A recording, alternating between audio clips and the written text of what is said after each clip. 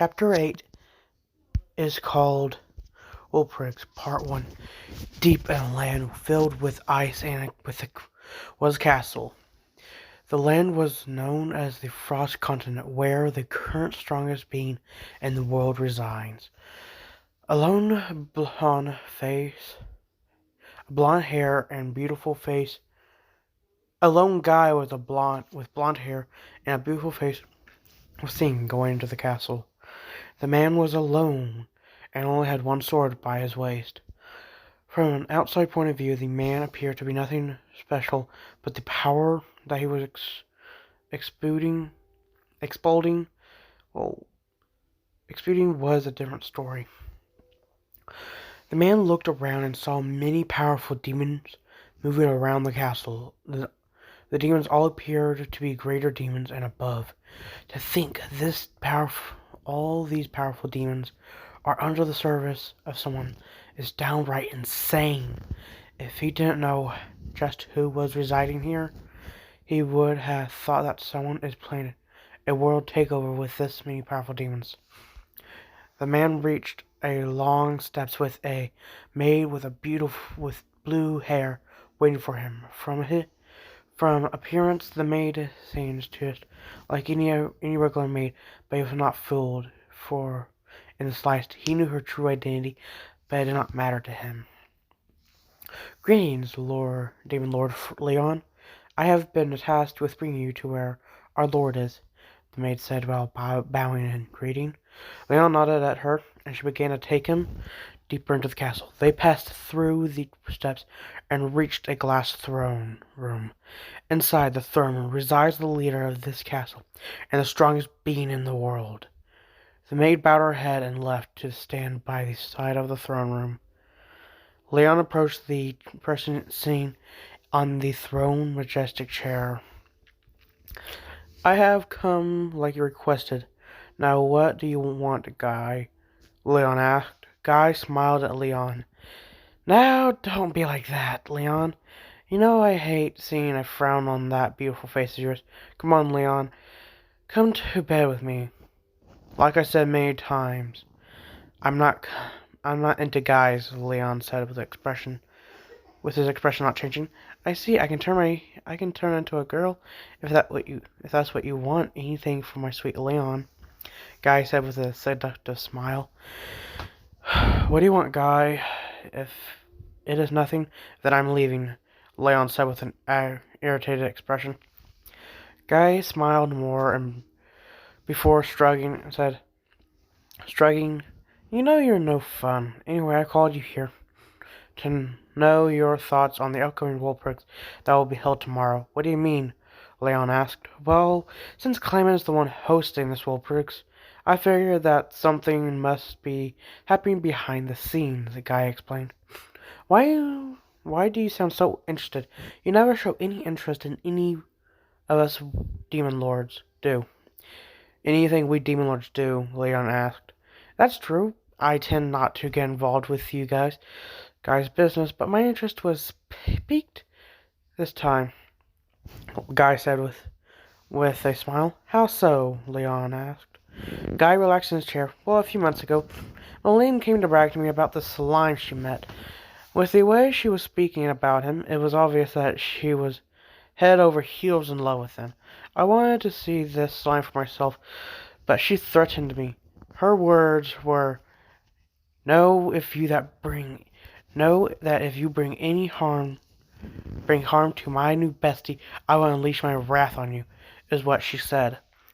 Leon looked interested, for Demon Lord Milim to say that to you of all people is quite a surprise. She must really like that slime then. "That's not the issue. The issue is that she, along with Frey, supported Clayman, which is why we are having this Wolfrics tomorrow," Guy said. "I don't see anything strange about Milim supporting Clayman," Leon said. "Clayman wants to purge the new monster nation that has recently been developed, and that's why he is hosting this Wolfrics. The strange part is that Milim's new bestie is the leader of the monsters that Clayman wants to kill, so Milim supporting Clayman must mean that she wants to kill the slime that she loves, and that's why it is strange. I know she is planning some for the life of me, but for the life of me, I have no idea, Guy said with an exasperated sigh. Now that you put it like that, then it is strange. What do you do about it, Guy? Leon asked. Nothing at all. Not too long ago, Ramses contacted me and asked me to allow her to bring that slime, who is now claiming to be a demon lord, with her in tomorrow's world prigs. Guy said, if Ramses is supporting him, then his claim of being a demon lord must be true. Leon nodded his head. Well, I just wanted to hear what you thought about all this. Either way, tomorrow will be interesting for sure, Guy said with a smirk. Leon nodded with him, and he was about to leave. Oh, right, one more thing, Leon. It seems that Valdora has been revived, Guy said to him. Leon stopped and turned to Guy. How do you know this? Before he could answer, a beautiful white-haired girl appeared by the side of Guy and looked at him. It seems that you are having a conversation about my foolish little brother, the girl said. Guy smirked at the girl. Valzard, what brings you here? Oh, nothing serious, I assure you. I just heard my brother's name being mentioned. Valzard smiled. Leon looked at Valzard with a wary look. You are the Ice True Dragon Valzard, correct? Valzard looked at him, turned and looked at Leon with a smile. Indeed I am. You are Demon Lord Leon, right? Don't worry. Guy has a special spot for you, so I won't harm you. Of course, Leon never let his guard down with Valzard in front of him. He turned to Guy. What do you mean Valdora has been released? I will let Valzard explain the confusing situation for you, Guy said, turning to Valzard. If that is what you want, Guy, Valzard said, before turning to Leon. Not too long ago, I sensed my brother's aura increasing from here. I thought it was nothing at the time, but then his aura started increasing to an abnormal level. The only conclusion that I came up with is that my brother has been revived and is fighting someone powerful. Leon was surprised that anyone could fight such monstrosities as true dragons. He calmed himself down. Do you know what happened and where the fight was taking place? I traced his aura and discovered that it was coming from the Jura Temp Forest. My brother was battling someone in that forest, but whoever that person is still unknown. What I know is that just for a moment I sensed the presence of another true dragon near my brother, and this is someone I've never met before, Valzard said with a confused look. Leon was surprised to say the least. Does this mean that there is another true dragon besides the ones already known? Or besides the already known ones? And the more he thought about it, the more it didn't add up. What do you mean when you said that? When you said for a moment? Does this person you can't feel the person's present now? Leon asked. Valzora smiled at him. Very sharp of you, Demon Lord Leon. I can see why Guy is fond of you. To answer your question, yes. For a moment, I sensed another true dragon, but all of a sudden, my presence completely disappeared from my senses. Leon nodded his head. Another true dragon has been born, and the revived Valdora was battling it. Does that mean he is a threat? Coo. There is no need to worry, Leon. Even if this person is high in Zora, if he is close by, I would know. We true dragons can sense our kind if they are close by after all, Valzard said with confidence. Leon turned to Guy. For the look on your face, it seems you already have a suspect in mind, Guy. Guy smiled at Leon. I do have one person in mind, but I can't be sure until tomorrow's Woolprigs. Guy, I will be coming to this Woolprigs with you tomorrow, Valzar said. Why do you want to do that? Guy asked, intrigued. I have my own suspect, and it seems that he will be attending in tomorrow's Woolprigs. I would like to meet this person to know what he's like, Vazard said. Guy nodded. Very well. It seems tomorrow's roleplay will be interesting indeed. Leon looked at both of them and concluded that it would be very troublesome for him to understand them, so he left. Rimiru's subordinates had already left to insert Clayman's men who are going to destroy the villages near Irasanian.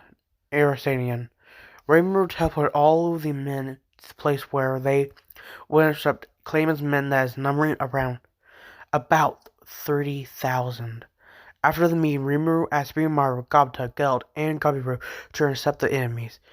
He also asked the three Biscuiteers, Alvis, Sufia, and Fabio to assist in fighting the enemy. Next, he asked Shuna, Soye, and Hagakuro to move to Clayman's mansion to see if they could bring back any evidence of Clayman's crimes, and he asked Diablo to assist Yamu and his party to go to the Kingdom of Falling to negotiate war preparations. Reparations before his subordinates could go to their assigned duties. Each of them received a massive boost in power thanks to the blessing of Rimiru. The goblins received the gift of the unique skill Immortality, while the rest got a massive boost in their mana. This means that the goblins will never die even if their body is vaporized, except if the attack is targeting the soul. They don't have resistance to attacks that affect the soul. Bimaru, Shinon, Diablo, Ranga, and Soya all have had massive increase in mana.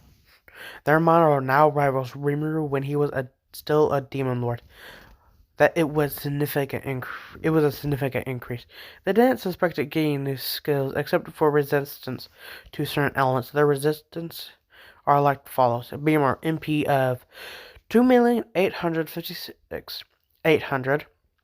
Race Pharaoni. Resistances: physical attack resistance, natural influence resistance, state anomaly resistance, spiritual attack resistance, mental attack resistance.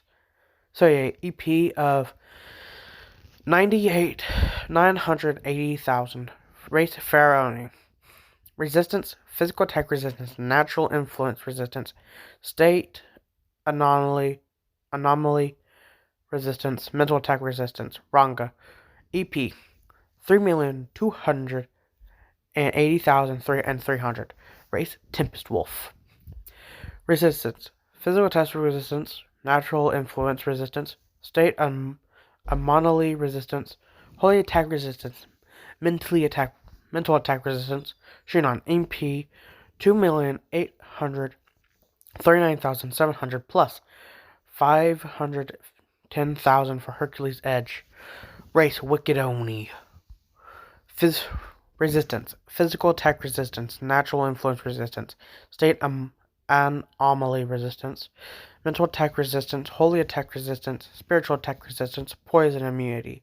Diablo EP 4,777,777. Race Demon Pure. Resistance, physical attack resistance, mental attack resistance, natural influence resistance, state anomaly resistance, spiritual attack resistance, divine attack resistance. Their old skills were significantly improved and became more powerful due to their increase in mana. Rimiru not have met any other demon lord except for Milim and Ramses, but due to his confidence that either Bimaru, Shinon, Diablo, and Ranga could take any of them in a serious fight, Diablo could probably beat a few of them if he takes the battle serious. The forces that Rimiru sent to intercept Clayman's men consisted of 10,000 lycanthropes led by Irasanian's 3 Biscuiteers, the Goblin Riders led by Gobta, 4,000 Hobgoblins, a team everyone refers to as the Green Numbers. Yellow Numbers consists of 5,000 High Orcs led by Geld, the Dragooners led by Gabiru, known as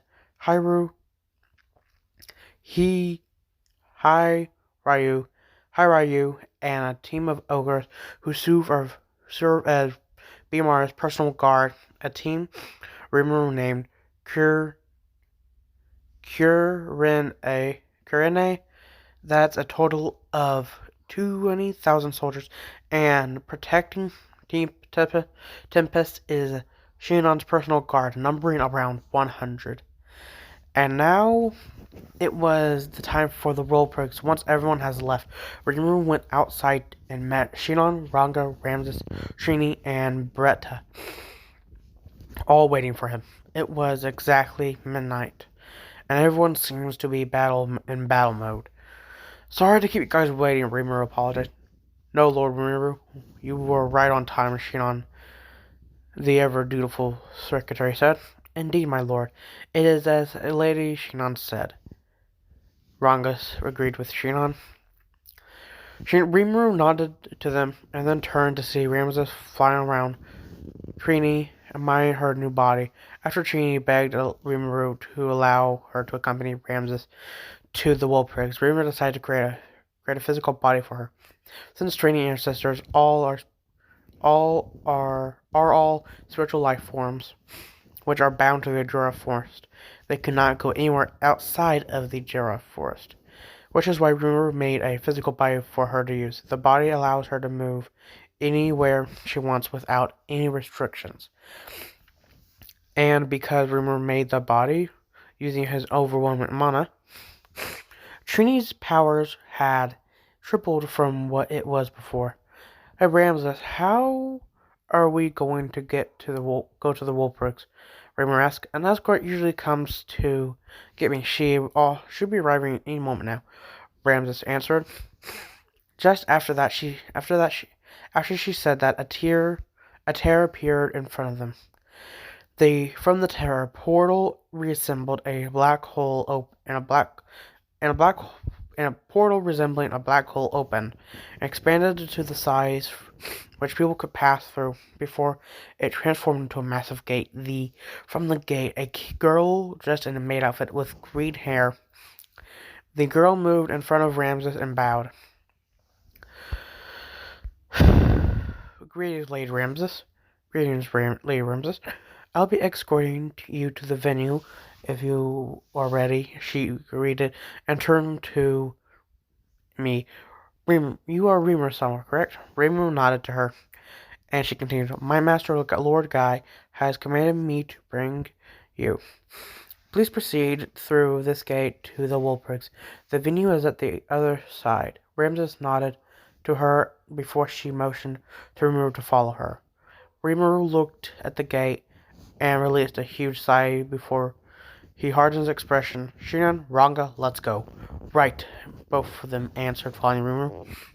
Rimiru walked into the gate carefully, allowing Ramses from behind him. Wait for me, Milim.